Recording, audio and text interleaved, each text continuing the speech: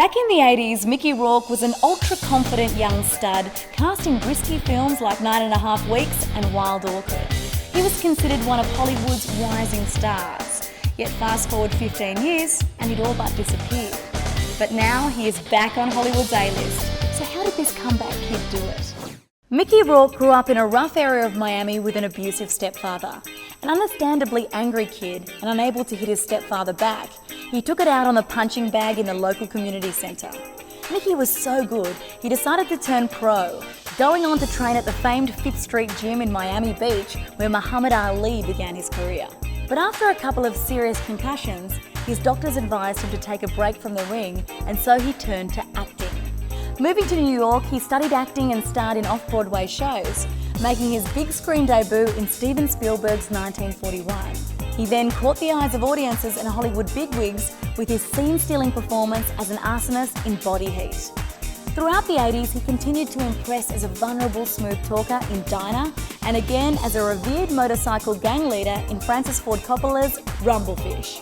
His performance was so good, the likes of fellow upcoming actors Sean Penn and Nicolas Cage used to go to set just to see him work. By the time the steamy erotic thriller 9.5 Weeks came out, it seemed everybody knew Mickey Rourke. Now considered a sex symbol, he began to resent the attention paid to his looks. While much of the talk surrounding the film focused on the raunchy sex scenes, for Mickey it was more about obsession. The thing that makes the 9.5 Week thing, the first one, it's not so much the sex. It's the, like I said, it's the obsession, and it's the mental torture. It's the mental thing. It has nothing to do with, like, you know, slamming. Yet just as his career was starting to soar, behind the scenes, Mickey was gaining a reputation as difficult and a nightmare to work with. He fought with producers, was late on set, and wouldn't even bother to learn his lines. Acting came so easily to him, he didn't take it seriously, nor did he respect it. After I did 9.5 Weeks, and I had this certain image, I was very naive. I thought, you know, my talent was enough. I didn't realize that I had to play the political game, and I didn't realize I had to make an attempt at making commercial movies. So what I really did is I was angry that it wasn't about ability, and I guess I self-destructed for about several years and just stayed on my motorcycle.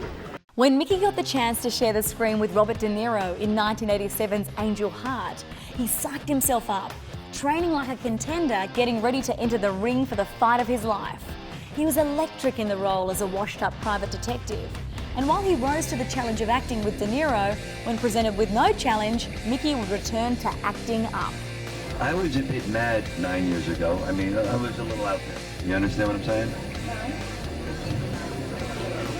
I wanted to do more. I wanted to do something more bizarre with it. I wanted it to be a little strange, you know. It was too straight for me, I thought. But when I haven't watched the movie in 8 years. I saw the movie last week for the first time in 8 years, and I realized that I was wrong, that they were right, that I said a lot of stupid things that I shouldn't have said. Director of 9.5 Weeks, Adrian Lyne, believes that if Mickey had died after Angel Heart, he would have been remembered as a James Dean or Marlon Brando. For Mickey, the best part of acting was the competition, and on set his combative nature and short fuse were starting to affect his career. Directors didn't want to work with him, and studios felt he was too much of a risk. Mickey's career and personal life were on the skids. His marriage to his Wild Orchid co-star, Carrie Otis, was a partnership of extreme highs and lows, with Otis suffering from an addiction to heroin. Mickey was living the high life, spending all his money on an expensive lifestyle and a ridiculous entourage. Soon, he was broke and without any career prospects on the horizon. With his relationship and career in tatters, Mickey felt he had to return to boxing because he felt that he was self-destructing.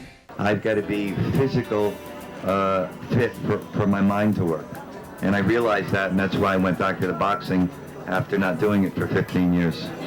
Whether or not he made the subconscious choice to destroy the looks that made him so famous, or just needed the opportunity to punch it out, Mickey won 8 championship fights over the next 5 years. He was 3 fights away from the championship title fight when he failed his neurological test. And rather than risk permanent brain damage, Mickey gave in. He found himself back at the bottom. After paying medical expenses to repair the boxing damage to his face, which was described as appallingly disfigured, his house was repossessed and he was forced to sell off his prized motorcycle collection. Desperate, he was given around $200 a week by a friend just so he could afford food. Mickey was at rock bottom. He couldn't even get a construction job on the outskirts of town where no one knew him. By then, a younger generation of filmmakers were on the scene, which included Sean Penn, Robert Rodriguez and Steve Buscemi, and they were willing to give Mickey another chance. He still had lots of friends and admirers in town, and friend Francis Ford Coppola cast him in 1997's The Rainmaker. He was on screen for 15 minutes in Buscemi's Animal Factory, and he had a brief, heartbreaking cameo in The Pledge. Mickey admitted that the fight scenes he was now acting in were nothing compared to the fear he used to experience before a real fight. For me, to do a fight scene in the movies now is like a walk in the park. It's fun because, there are many nights of, over in Europe and in the Midwest where I fought. I'd be sitting in the dressing room for these real fights that I'm doing. And the door would open up and you'd hear the roar of the crowd from the fight that was going on, and your stomach turns over because it's like you're going on the next fight or 2 or 3 fights later, and it's like there's nothing as scary as being in that dressing room, and I'm glad to be out of it now. So this is fun. A minor role in Man on Fire followed, and by the time Robert Rodriguez cast him in Sin City, Mickey Rourke was on his way back to the top. Mickey was impressed to be working with Robert Rodriguez again. The adjustments he gave me as an actor, the things that he said to me, I thought, wow, this guy, he not only makes these kind of far out movies, he really knows what to say to an actor. And also since he writes, lots of times you get material and you got some writer coming on the set and he leaves for, 2 weeks, comes back and it's as bad or worse than when you asked him to change it. Robert, he's a very sharp cat. He would take his lunchtime, 45 minutes or whatever, write 4 pages of dialogue and it would be smoking. And I went, wow, this guy is sharp. So he didn't have to really tell me much about anything. I was looking forward to working with him again. Then in 2008 came The Wrestler. Director Darren Aronofsky risked everything casting Mickey in the role. He found it difficult to get finance for the film from studios who were not convinced Mickey was the man for the job, and at one point Aronofsky was pressured into confirming Nicolas Cage for the role. He didn't give up on Mickey, however, instead figuring out how to make the film on a smaller budget, but with Mickey as the lead.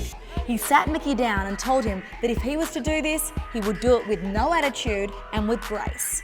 Mickey agreed. I was out of the game for so many years. It's something I really appreciate is the second chance to work again, and that was all about having people trust me again after, raising hell for 15 years and doing everything the wrong way. And, I think after about 10 years, I didn't think it was going to happen again. And I just kept trying to change and work hard and not, slip back into my old ways. And so I appreciate it a lot because it's a profession where, if you work hard enough and many years go by, you can get a second chance. Aronofsky has since revealed he was so committed to casting Mickey because he knew what it felt like to fall from a great height, exactly like the character he would play, aging wrestler Randy the Ram Robinson. Completely committed, Mickey suffered for his art. It was a physically and emotionally brutal shoot. I was looking forward to the day that it would end, much more than I was looking forward to the day that it began. And although grateful for the role, Mickey had to find a different way of working than he'd been used to. As far as I'm concerned, it is the best movie ever made, and it's the hardest movie ever made, and it's the most I've ever trusted and respected someone enough to give him all of myself. And, there was a long preparation before the movie started with several months of putting the muscle on and then 4 months of learning how to wrestle. I knew nothing about wrestling, and it's much different than boxing, and it was just, I had to actually break habits from boxing to move like a wrestler, and that was quite difficult. Mickey wowed critics and audiences with his touching performance. People could not believe the man they were watching was the same smooth-talking, ego-driven young actor from the 80s. He was awarded with the Best Actor Golden Globe and BAFTA. Nominated, he narrowly missed out on the Oscar as well. Since he has put in memorable performances in The Informers, Iron Man 2 and The Expendables. Mickey Rourke has had a remarkable career of extremes, soaring highs and crushing lows, and his never say die attitude has seen him fight his way back to the top and prove that he is still one of Hollywood's greatest stars. Stay tuned to Star Treks for all of the movies you know and the actors you love, broadcast in glorious high definition with 5.1 surround sound where available. For more of the best in entertainment news, check out your Movie Network channels. It's altogether better.